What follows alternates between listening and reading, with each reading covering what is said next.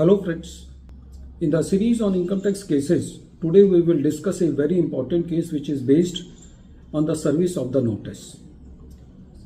The notice of any proceedings should be served on the assessee as per the mandate of section 282 read with section 127 of the Income Tax Rules 1962. Friends, in the present case, the very precise question was before the Chandigarh ITAT A bench that if the assessing officer tried to serve the notice at the old address of the assessee and then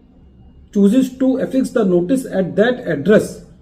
before searching from the bank or before collecting from the bank the address of the assessee as per rule 127 sub rule 2 second proviso clause I. So whether in that case, if the assessing officer do not try to serve the notice on the address which is available with the bank,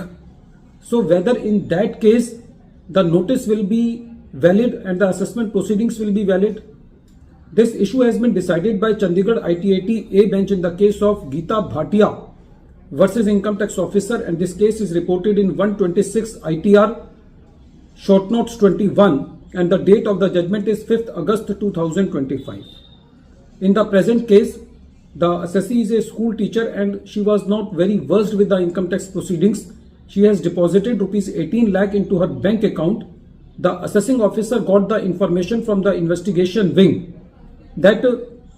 assessee has deposited cash into her bank account and has not filed her return of income. So this amount is income escaping assessment, and he issued the notice to the assessee at the old address which cannot be served on the assessee and due to which the assessee could not participate in the assessment proceedings. When the assessee came to know about the demand of the assessee through the tax recovery officer, then she filed the appeal, and in the appeal proceedings also before the CIT appeal she could not appear before CIT appeal, and the CIT appeal also passed the order ex parte.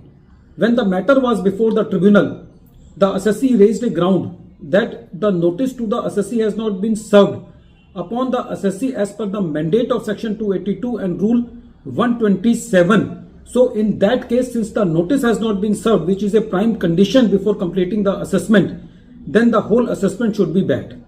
When the tribunal heard the matter, the tribunal observed that in the present case, the notice to the assessee was served at the old address. When the notice was not served at the old address and the assessee do not get the notice, then the assessing officer served the notice through a fixture. The tribunal said that in the present case, clause I of second proviso of rule 127 sub rule 2 says that if the notice cannot be served on the assessee at the address which is in PAN,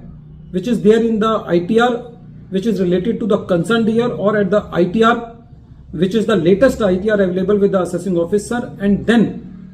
at the address which is there at the MCA records, then in that case it is the duty of the assessing officer to consult